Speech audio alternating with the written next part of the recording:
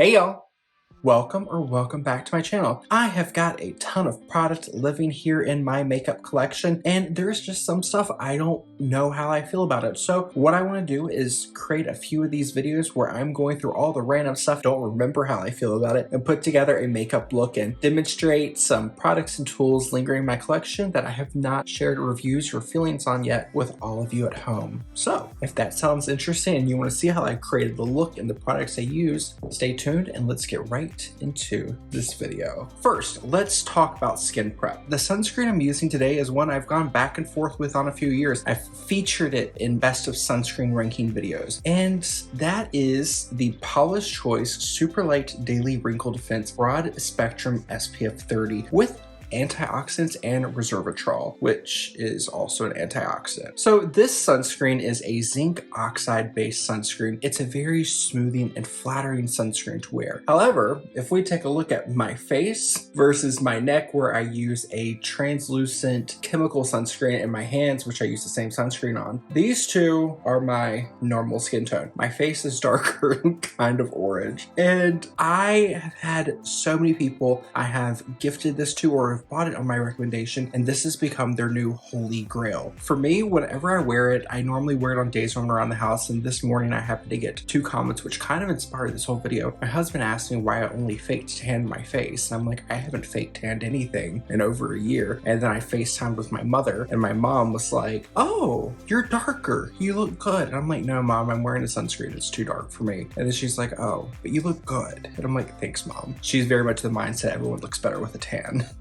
But for me, it's too dark. I do like it under sunscreens, but then again, you have to run to the thing. If I'm trying to match my body with my foundation shade, then it's gonna turn gray because this is darker than my foundation. It's very even toned. So where it's more even toned than my base skin tone, it's gonna look a little gray and a little ashy, so it gets difficult. Okay, let's actually get some makeup on my face. So the first thing I'm gonna do is prime my skin. e.l.f. Tone Adjusting Face Primer. I am a huge fan of the e.l.f. Hydrating Face Primer, which looks very similar to this, except it has a blue inner cartridge. This one is a silicone based primer with a green tint, and it's more of a warm green, so it definitely feels a little bit more on that yellow green side. That did well. I don't feel like it did a ton of tone correcting, but I feel like it did really well for smoothing out the base. I'm gonna try a little bit more right here in this center portion of my face where I feel like I have my pores are the most enlarged and I have a little bit of unwanted texture. Okay, so far so good. That feels very pleasant on the skin. Something about my face does feel a little tacky though, and I noticed that even before I applied the primer. So what I'm gonna do is I'm gonna take my damp beauty sponge, I'm gonna wrap it around a tissue, and I'm going to blot my skin. This is a great trick that I used to do a lot when working with freelance clients. But sometimes when you're working with the clients, they've already done their skin prep. You don't know how things are going to react, and you will just lift up the volatile oils that are sitting on the surface of the skin that could interfere with makeup application. Kind of gross. It did lift up some orange sunscreen, which it's okay. It's about 5 o'clock here. It's going to be dark relatively soon, so I should be fine. For my all over foundation base, I'm going to be using the Neutrogena Hydro Boost Hydrating Tint with Hyaluronic Acid. Moisturizes and plump skin for 24 hours, and I have shade 20, which is Natural Ivory. I purchased this back over the summer, so summer of 2022, because you can get Neutrogena cosmetics most places in the US. Here in Canada, Neutrogena exists as a skincare, so you can get some of their facial skincare products and their body skincare products, but we do not have the makeup product. I remember I purchased this at CVS, and I was like, oh, I'll give that a try. That sounds great. Never used it. So we're going to use it today. This little brush I purchased when I first started my YouTube channel. So that would have been January 2021. I've never used this brush. This is the EcoTools Wonder Cover Complexion Brush. It's got this very interesting kind of beveled, rounded shape. I'm going to work off the back of my hand and see how this applies. It's very dense and it just kind of feels like you're like tapping your face. That's very odd. I use the stippling motion with a lot of products or a lot of my tools and I never feel that. I'm going to use a Damp Real Techniques sponge and I'm going to try this out on the other half of my face. put more foundation. So this is the third rotation of the wand, and I'm gonna try using a sponge again, pick up a little bit more product. I feel like I'm getting a pretty solid light medium coverage, taking up a lot of product. This is going to be a product that is going to be best for sheer to light coverage if you want to use like a normal amount of product. This could be great for like a no makeup beach day product. It looks really nice on the skin. It looks very smooth. You can still see some redness, like I have a little blemish right here. Hyperpigmentation, freckling is still showing through. To be fair, I feel like it's giving about the same level of coverage that the Paula's Choice sunscreen gives. Biggest difference is this is a little bit lighter, so it's just toning down the overall shade. I've still got to apply it on my forehead. I can say off the bat, I'm not a fan of this EcoTools brush. I will probably never use it again. It's just a little too stiff for my personal preference. And I feel like this can do better with a brush. So I have another brush from EcoTools. This is called the Ultimate Buff Brush, and this came in a little trio. And I have the smaller size. There's a medium one that I didn't pull today, but let's try one more time. So I'm gonna take another blob of foundation or skin tint, and I'm gonna work with this brush and see how this does. I feel like I am removing my sunscreen right through here. That's gonna, yeah, if I step back now, you can see from here to here where I was buffing, I'm kind of flushed. So we're seeing a little bit of erythema, which is redness to the skin from that, which means you're seeing some of my natural skin. I did get a little bit of surface irritation or surface stimulation. It's very normal. If that's very common, I'm someone who, when I wash my face gets a little bit pink, but then it goes down fairly quickly. Not a fan of this brush either. This would be nice, I feel like, if you are someone who you're wearing a thicker base and you wanted to sheer it out a little bit more. Let's see what this can do. So what I'm gonna do, I'm gonna go straight from the applicator. This has a very, I don't know what the smell is. I just want to say it smells very drugstore. It reminds me of the way the Revlon Color Stay smelled last time I used it, which, oh my goodness, that would have been 2014. It's got that very paint thinner like smell. Applying it directly on the face and then blending out with a sponge, you definitely get the best coverage and it doesn't look heavy. Downside with that, and why I did not opt for that right from the get-go, is I have products on my face. I have natural oils. There's natural bacteria living on my face, and by the time I do my skincare, I put all my product on, I have been touching different things, and even if I wash my hands between each and every step, I'm going to be putting on a lot of bacteria. So you're going to end up with more bacteria going straight from your face back into your face to the jar. Whereas if you only have to do it once on the back of your hand, you can make sure you sanitize your hands first and you'll just get a little less bacteria transfer. Or even better, you could put this on a little stainless steel mixing palette. If it's your own product, it's not a huge fuss, especially if you're someone who uses things up fairly quickly. That shouldn't be a big concern. The preservatives in the products will help any bacteria from forming. It should all around be safe. I personally don't like putting the applicator directly on my face. Definitely made the foundation feel a lot less orange. Blending out with the sponge, smoother, but a little bit more of a soft matte. I was expecting this to be a little bit more dewy, but it could be a mix of the sunscreen and the primer. This has a little bit more of a soft matte finish, which I don't mind at all. So this is not bad. This is actually nice. I want to lighten up and tone correct a little bit. So I want to inject a little bit more of neutrality to my skin and add a little bit of yellow as well as some brightness. Makeup Revolution Eye Bright Illuminating Concealer. I had such a strong love affair with this product when I first purchased it, and I remember I loved this so much. And then I purchased the NYX Bear With Me Serum Concealer, and this just kind of got pushed towards the back of the drawer. This is actually the second package I bought, or tube I bought, because the first one I removed the sponges. I don't generally like putting products on with little sponge applicators, but this, the Charlotte Tilbury, I can't remember, what is it, the Magic Concealer or something like that, that was kind of marketed as having like a Spanx technology. That one and the Maybelline Instant Age Rewind. So like the three formulas I have tried that have this built-on sponge applicator, you can definitely remove the sponge and then try to to blend, but I find they just don't perform as well or look as nice on the skin as they do when you apply through here. So once again, not a product I would personally use in my makeup kit because I feel like you wouldn't get the best look, but if you're using it on yourself and it's only your face touching the sponge, it's not bad. I'm gonna try using the Real Techniques Expert Concealer Brush. I remember this came out a year or two ago. It was around the time when I started YouTube, and I was very curious because I used to love using the Real Techniques Expert Face Brush. That was one of my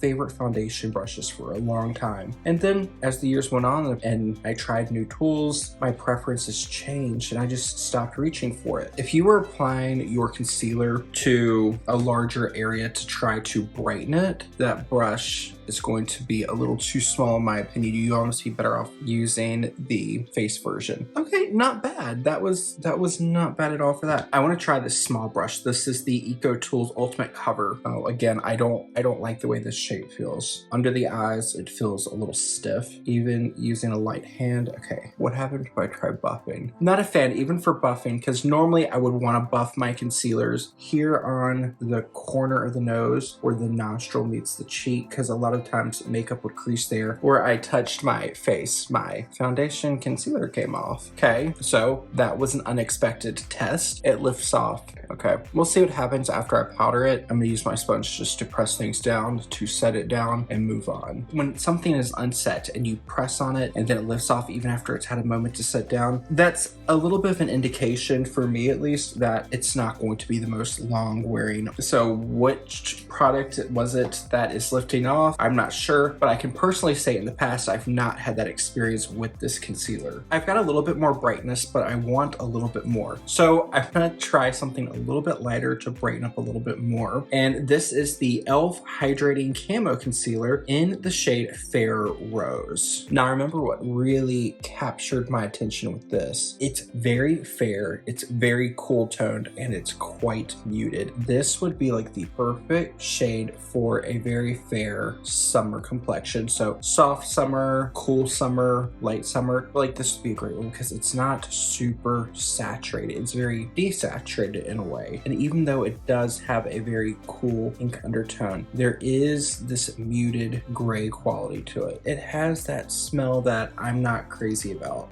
I don't even know how to describe it. It just feels it smells very synthetic and a little harsh. Ooh, okay, this brush is doing really well for this smaller targeted application. Small enough to get into little areas where you might want to conceal, such as the underside of the nose. If you are someone who wants everything to look really perfect, take some time, go around the nostrils, right through the rim of the nostril. A lot of people tend to be red, and if you're going for an overly perfected look and you have a red nostril, it's going to kind of throw the whole look off. Normally, I would work in sections as far as playing with a new concealer. I've used this a few times before, and I can say that I like it. I haven't tested it or used it recently enough to really kind of dot it on and leave it to know with confidence if it's going to be something that sets down too quickly. But so far, I am not having an issue with blending it out, even after it's set for a moment. I want to try using that small brush again. I need a mirror. I can't see. Okay, up close, this is feeling a little heavy, a little cakey for my taste. It's definitely not the worst thing I've seen. It's actually quite nice, but it's one of those formulas when I look at it in a mirror, especially this close up, you could tell there's makeup on the skin. Press that with my sponge. I want to take another little bit of this concealer on the back of my hand, and I'm going to use the Real Techniques Expert Concealer Brush. I want to try using this as an eye base. I feel like this brush would do extremely well for cream eyeshadow application. If you're someone who doesn't like to use your fingers, it has a nice size and shape for that. That's nice for cleaning up right under your eyebrow. If you're someone who likes to clean up or cut the eyebrow, it fits in. I don't like how that feels over my eyelid. So I would use this almost from the socket line up to the brow bone. That feels very, very limiting. Yeah, it feels really nice through here, but on the mobile lid right here where your skin has a little bit more laxivity, it just feels a little unpleasant. And then patting, once again, doesn't feel pleasant. It feels like you're taking your pinky and just dabbing all over. Let's just press over that. This isn't looking bad at all. Like it's feeling very much like a makeup look versus a no makeup look, which is not a bad thing at all. To set my makeup, I'm gonna be using a drugstore powder that I have had in my collection for quite a while. I really enjoy it. It's just something I forget to reach for. This is the CoverGirl Clean Fresh Pressed Powder in 100 Translucent. I'm gonna use an old favorite of mine. This is the Sonia Kashuk Large Buffing Powder Brush. I'm gonna use my finger just to press under. That feels very kind of waxy. Yeah, the powder definitely helps set it down and makes it feel less tacky. Looks a little bit smoother now, especially under the eye. So this side has setting powder, this side does not. So let's go through, pat out and smooth the concealer on this side. I forgot how much I enjoyed this brush. This is a Sonia Kashuk brush, and when I first started in makeup, my kit was mostly comprised of Sonia Kashuk brushes. I had a few Estee Lauder and some MAC. Sonia Kashuks were just really wonderful brushes for the price, and you could get them at Target, and that's still where you get them at today. They're really lovely. And Sonia Kashuk used to have makeup in her range, and she had a few products that were really good. I loved her lip glosses and her lip glosses, lip liners, cream blush, and powder brushes. They were all really good. And she used to have the cutest little travel makeup bags. I still have some of the Sonia Kashuk limited edition little accessories. So I have this little cup, and then I have the matching tray here on my desk. And I've had those for years, since I think that collection came out in like 2013. So they've been with me for quite a while. I still love this CoverGirl powder. It is such a great, affordable pressed powder. And this powder brush, if you are someone who wants to try the La Mer powder brush, but you don't want to spend, I think it's $120, try this brush out for around $30 at Target. It's really lovely, and I feel like it's just as soft. Couldn't decide which eyeshadow palette I wanted to work with today. I just went ahead and pulled all three. So they happen to all be from ColourPop, which feels weird because I really enjoy ColourPop, and I feel like I should love these palettes, but I don't. So the first one is the Stone Cold Fox palette. I know this is several people's holy grail eyeshadow palette. I remember it was Angie from Hot and Flashy who raved about this palette, and she's why I wanted to get it, because she talked so highly about it. It is a really beautiful neutral to cool palette with a lot of nice taupey shades with some mauves as well. My issue, as you can see, I am a trained makeup artist by trade. I like to clean my makeup products, and when I clean them, they kind of spread and stain, and they get really ugly. I don't like that. This is not something I would carry in my kit if I was to work as a freelance. I might depot it and put it into a magnetic palette, but I find it just gets really dirty, and that bothers me. It bothers me a lot. I don't reach for it that often because it looks dirty, and it's really only the bottom row and this gray, but for me it kind of throws everything off. Similarly, we have the ColourPop of Quartz. In my palette, I am missing this shade. This was a shimmery black. I believe it's On the Rocks, and if I'm not mistaken, On the Rocks is a super shock shadow. Lots of people love this palette. This shade, I had this palette, it was my second or third time using it, and it just fell out, and it made such a big mess everywhere because it's a shimmery black eyeshadow. And then the other ones are great. I still love this palette. I feel like it's really, really beautiful for anyone who is a deep dark winter or deep dark autumn, because it is really neutral. And the way I like to look at it is you have a good mix of neutral, neutral cool, and neutral warm, which fits the deep dark autumn and winter seasons. I don't think I would use this one today. The other one is the most recent one, and I bought it because the packaging looked beautiful when I was at Ulta. This is the ColourPop Pretty Please. I feel like I should love this palette. You've got these really beautiful muted cool tones, and you do have some elements of of warmth and some neutral shades. I think I'm gonna try this out. Let's try it out together on camera. This palette doesn't really have a matte for me to set my lid and start working off of. Of course, has a few mattes, like it has two here, two here. None of them are the right shade. I'm gonna work with the Stone Cold Fox, and I'm gonna use the shade called Luxe. And I'm gonna use the e.l.f. I think this is the Precision eyeshadow brush. Can feel some fallout. That makes me hesitant because even though I've set my face, things felt sticky. So I want to be on the safe side. Okay, whether I press or swipe, it seems to do well. This brush isn't bad, although when I press and pull, where the ferrule intersects with the bristles, it feels like I can feel the metal poking into my eye, which isn't the most comfortable. If I just work with the very point of the brush, it's okay, but that's gonna take me forever to do anything. But even doing that, I still want to use the belly of the brush to blend and pull over. I also have over here with me is this BK Beauty brush. This is the BK Beauty number 205. It's almost like a fusion of a flat packing brush and an angled brush. I'm gonna try using this with that same Luxe shade and use this over here. So much, I prefer this much more. I'm getting less color payoff because this is a little bit fluffier than the e.l.f. brush, but that I can build up and I'm not getting fallout and it's a lot more comfortable on my eye. I built it up quite a bit to see if I can't get a similar pigmentation. Wow, okay.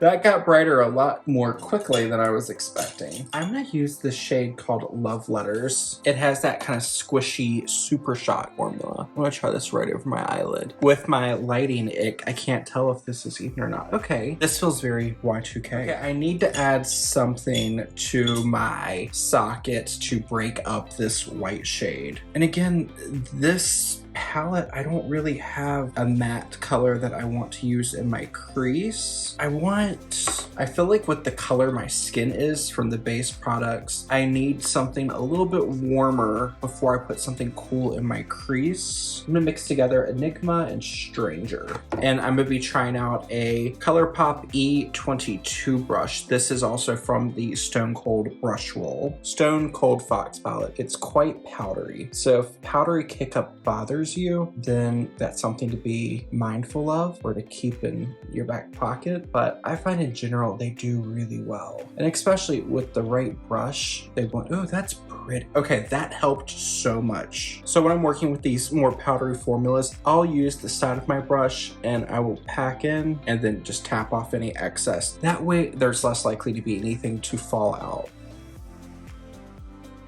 Coming along nicely. I need to build up this side so the shape lines up with the other side. My face is doing a thing, so every now and then I will test a product out that makes me itch right in the corner of my nose. And I don't know if you can see right here in the corner of my nose, very heavy, like it's almost like spackled on looking. Not crazy about that. Now I'm gonna try using the shade Floral Affair. I'm gonna take this just under that previous shade mix we applied. Even though this shade looks like it has shimmer in the palette, if you take your time to work it and blend, I feel like you almost kind of kick away most of the shimmer particles and it acts more like a satin matte shade. This still feels quite bright, so I'm gonna use the shade called Trip. I'm gonna use a Makeup by Mario e.l.f. number 2 brush in the shade Trip from the Stone Cold Fox palette to blend out my edges. Okay, that looks a lot more subtle than that shade Luxe. And this brush is really nice. I remember I purchased this when the Makeup by Mario range released at Sephora. I used to use it quite a bit, especially in the beginning of my channel, and I haven't used it in quite a while. This is really nice. It's soft, it's synthetic, blends out really well. Okay, I'm gonna have to use that flat e.l.f. brush again, and I'm gonna use the shade Pearly, which is a pale lavender pink shade. And I'm gonna try using this to highlight the inner corner. And then I'm gonna use that Makeup by Mario brush again. I'm not adding any additional product to it, but right after I press that shade on, I wanna use the residual on this brush to blend. That is a bright inner corner. If you're enjoying this video, let me know in the comment section. This is something that I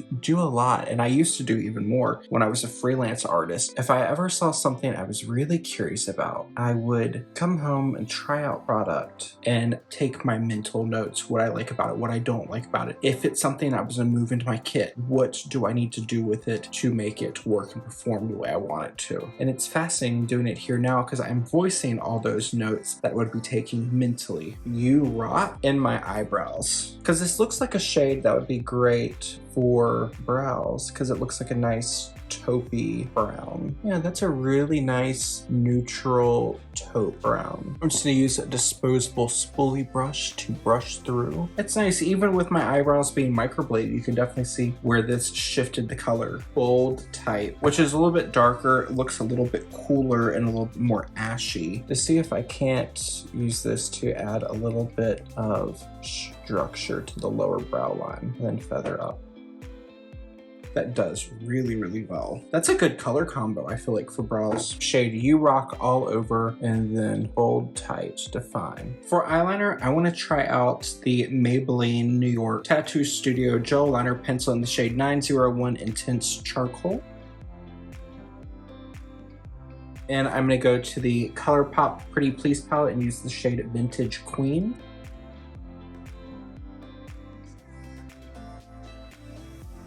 I think that eyeliner is as symmetrical as it's going to get. So let's put on some mascara. I'm gonna be using the L'Oreal Voluminous Lash Paradise Mascara Primer, but first I'm gonna make an effort to curl my lashes today. And then go directly on top of that while it's still wet with the regular L'Oreal Voluminous Lash Paradise in the shade Black Brown. I am going to use the L'Oreal Infallible 24-Hour Fresh Wear Powder Foundation in a Powder, and I have the shade 130 True Beige. I bought this a while for a foundation review. It's too dark for me, so I'm gonna use it today with the EcoTools Full Powder Brush and see how I like it as a bronzing shade.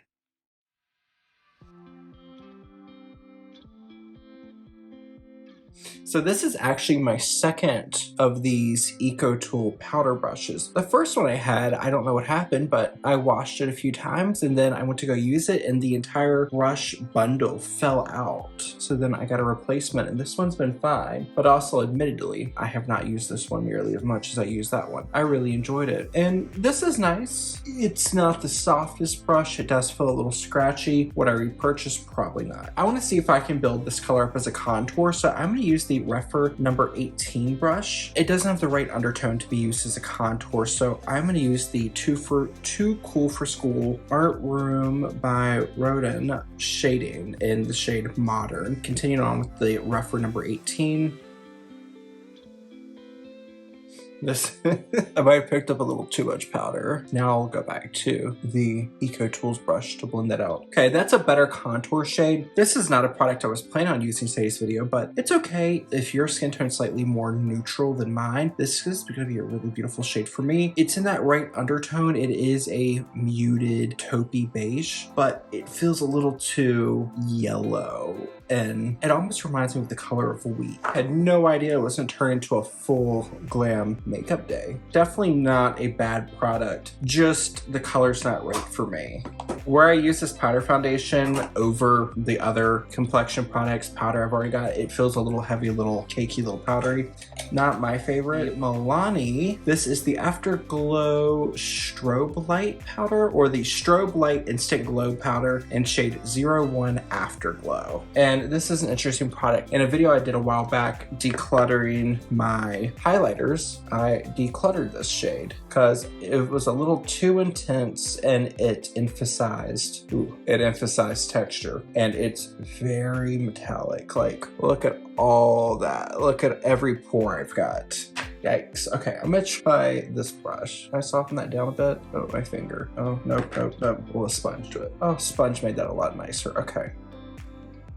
It's still too intense. Anyway, I had it I thought it was too metallic, too intense, emphasized too much texture. I decluttered it. Shortly after that video went out, I had a friend gift this one to me. Shameful, this is my first time using it. I think she grabbed it for me because she found it on clearance. I went a little bit more subtle than I did, so I should probably build it up to where I did and then redo the same steps I did on the other side. That way they will look more balanced. Oh, and this is a Wet n Wild P75. I believe this is their highlighting brush. Let's do a little bit just on the tip of the nose. Ooh, a tiny little bit on the brush is beautiful. Wow, that's a bright nose highlight. I feel like that got a little too intense, so I'm gonna use whatever product is left on the brush I used to contour, and then I'm gonna try to soften down that nose highlight. For blush, I've got a product I think I've only swatched, and I've heard nothing but great things. This is the Milani Cheek Kiss in the shade number 140 Merlot Moment. It looks like this. Really beautiful. I think this would be a really beautiful deep or dark winter shade. Ooh, yeah. That is a very, very punchy, rich, rosy red. It dries onto a powder finish fairly quickly, so using it with my fingers over powder products is not an issue. It doesn't look bad. It looks nice. That actually looks really pretty. Got a little too much on that side, so I need to even myself out. Okay, we went overboard. So I'm gonna use my brush. This is also a Wet n Wild brush. This is a P70. I'm gonna use this to feather. This is also really not the right shade to wear with this eye look.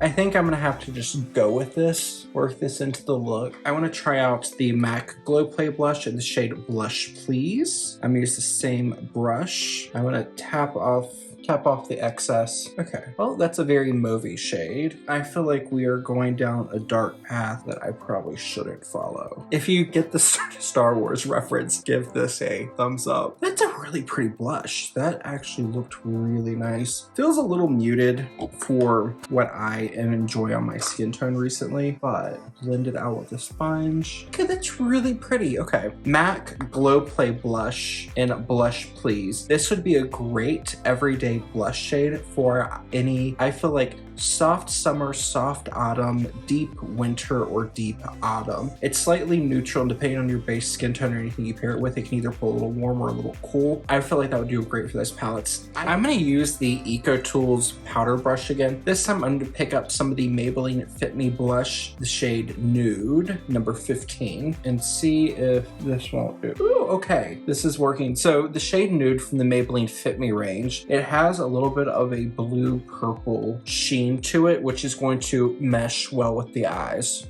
This is a really nice little blush formula from the drugstore. I enjoy it. I just don't talk about it very often because even though I really like it, I find it gets hard pan very quickly, and then you have to scrape it off and you end up using up the product quite quickly, which for the price point, it's not the worst thing, but I feel like there's other price points for a few dollars more that are just as pretty. But I do find the shade Nude to be quite unique thanks to this like blue-purple shift it has. I feel like this would be great for your soft, muted summers and autumns and deep, dark winters and autumns as a good, subtle, everyday blush. Like the days that you want something poppy on your lips or your eyes, but you want your cheeks to tie into the background, I feel like this would do well for light to light medium skin tones. I feel like we're this far in, I should just try something on my lower lash line. I'm gonna go back to the ColourPop Pretty Please palette. I'm gonna now use the top of the BK Beauty A502, that little angled brush, Dear Diary, and Oh So Dainty. The Etude Fixing Tint in the shade 08 Dusty Beige. I love this. This is almost like a cross between a Just Bitten lip color and a Your Lips But Better color. I feel like this would be a great everyday lip color for your soft summers or your deep dark winters, or as a more neutral, subdued shade for a true cool winter, or as a more kind of poppy shade for your cool, true summer. I'm gonna follow up with the Revlon Color Stay Longwear Lip Liner in the shade Mink, and this lip liner shade is so close to the shade in Dusty Beige. However, it's just a fraction darker. It's almost like a slightly muted ruby plum shade. I love it so much. And to finish off with a little shine and give it a little bit of moisture, I'm going to use the Nivea Lip Care Balm in the shade Blackberry. While I like it, I really like what it's doing to my tea. It's quite pretty, actually. I'm gonna actually use the ColourPop Fresh Kiss Lip Creme from the Pretty Please range, and this is in the shade Off to Paris. Okay, so now that I have the rest of the makeup on, am I gonna wear this look on my next day out? Probably not. But I do want to go through and do a quick final thought on anything that I have mentioned today. So let's start off with sunscreen. Beautiful sunscreen, makeup goes on really well, but if you are fair to light with a more pinky undertone, this might pull a little dark, a little orange for you. So try a sample if you can. For me, it's not gonna be something I repurchase. I'm gonna give this to one of my friends who adores this sunscreen. Then we had the e.l.f. Tone Adjusting Face Primer. It's okay, I've used this. I still prefer the hydrating version. The Neutrogena Hydro Boost Hydrating Skin Tint in the shade Natural Ivory 20. It's okay. I found it a little interesting to apply. Like, I felt like it took a lot of product and a lot of different trial and error to get a coverage that I was happy with. And the smell is a little weird, and since I applied this, I've been having that itchy feeling right here in the corner of my nose. This is gonna be a pass. But the Revolution Eye Bright Illuminating Concealer in the shade Porcelain. I like this. I wish it had a different applicator than the little sponge that's on it, but if it's just you using it, it's really nice. I enjoy it, and it really helped to brighten up the look of my under eyes. However, ultimate brightening and great for reverse contouring was this e.l.f. Hydrating Camo Concealer in the shade Fair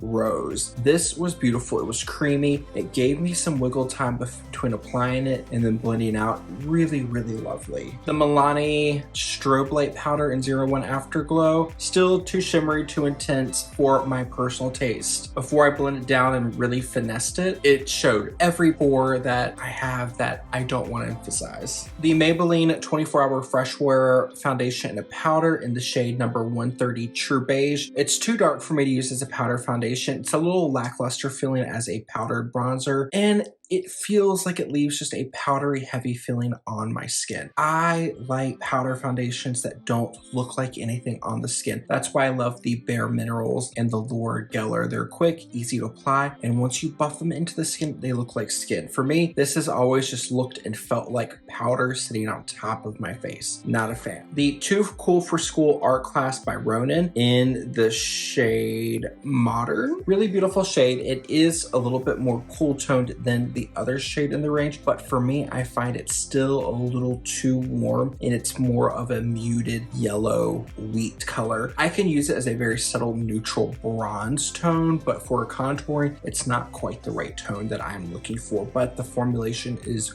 gorgeous. Milani Cheek Kiss in the shade 140 Merlot Moment. Beautiful shade, too dark for my skin tone, a little too intense. Beautiful shade though for a deep autumn or deep winter. The MAC Glow Play Blush in the shade Blush Please. Beautiful color. This is the perfect everyday cheek color for a soft muted summer or a deep dark winter. And you could also use it for soft muted autumn or deep muted autumn. This, just for me, it's not the right shade. I love the formula. It's a smoothing putty formula that is beautiful for blurring out fine lines, texture on the cheek area. The color doesn't work for me, so I'm gonna pass this on to a friend. The Maybelline Fit Me Blush in number 15 Nude. Beautiful blush. It's getting hard pan again. If it didn't get hard pan as much as it did, this shade would be something I would say run and get ASAP for anyone with a light skin who wants a cool, slightly shimmery nude blush. It's a very muted, desaturated mauvey shade, but it has a blue purple micro glitter shift that is very beautiful and very softening on the cheek. ColourPop Pretty Please. It's the majority of what I have on my lid that's shimmery. It's okay. okay. I find I want a little bit more from this palette. Most of the shades have some type of glitter or shimmer except for the 3 darkest shades in the palette. And for me, I need a little bit more. For me, this is a decent ancillary product. You can add this on to any of your neutral palettes that cover your bases, but for me, I would skip it. And similarly, I do enjoy the ColourPop Stone Cold Fox palette. Shades are very dusty, which I don't mind, but when they're dusty, I like to be able to clean them and move them away so my palettes stay looking clean. And these, when I try to clean up around some of the darker shades, they just smudge and stain the palette. So if you're someone using this as an individual and you don't have any issues with and you don't personally have issues with this staining, that's fine. But if you're someone who sees this and you want to use it for your makeup kit, I personally would advise not doing that, or buying this knowing that you're going to need to depot and put it into a magnetic palette, because if this is what your kit's looking like, that's a little grubby, and personally, I would never let my kit look like that. That's just a big no-no, because it doesn't feel hygienic or it doesn't feel luxurious, and that's what people are paying for when they're paying for a professional to do their makeup. Keep things clean. For the brushes that I tried today, the bulk of them, they were okay. Will I buy them again? No. Would I really suggest them? No. I would say save up and buy a brush with a slightly higher quality that's going to perform a little bit better, and it's going to be a little bit more friendly to the skin that isn't going to feel so scratchy. So most of them are a no-go for me. I love the Sonia Kashuk large powder brush, great for setting and buffing, and this is a great affordable alternative to the La Mer powder brush. I really enjoyed using the BK Beauty number 205. This is their little angled brush. It's nice. I'm still not a big fan of these angled brushes for working in the socket, but I liked using it on the side to pack on color. It was really nice for that, and it's got a little bit of a fluffiness to it, so you will need to build up the shade if you're going for something more opaque and more intense. But like all BK Beauties, it's very soft, very fluffy. Would I run out and buy this again on its own as a single? No, but I got mine as part of a kit. Am I mad? Absolutely not. It's a beautiful brush. To end on a little bit more of a fun note, what inspired everything for this video is I got a ton of makeup. I'm trying to figure out what's worth keeping around, what's not worth it. But when I was choosing a fragrance of the day, I ran across this Zara fragrance from the Jo Malone collaboration. This is the Elegantly Tokyo Eau de Parfum, and this is beautiful. I was like, oh, what other gems are hiding in my collection? This Cities collection is in collaboration with Jo of Jo Malone, and she is doing this city collection with Zara and Elegantly Tokyo. It is a really beautiful, slightly aquatic, fresh floral. For me, this is like the perfect warm weather floral that is just going to blend into the surrounding hot, humid air. If you think about a city like Tokyo in the summer, very hot, very humid, and this is going to be that kind of refreshing floral breeze that you can wear that isn't going to feel too cloying or too heavy. Really, really lovely, and it's Zara, so the price point is just right. So that is going to be the end of today's video. If you enjoyed seeing the demos, all the different products, make sure you give this video a thumbs up and let me know in the comments if this is something you would like me to do more on my channel. Until the next time, take care of yourself wherever it is you are in the world, and I will see you later. Bye, y'all.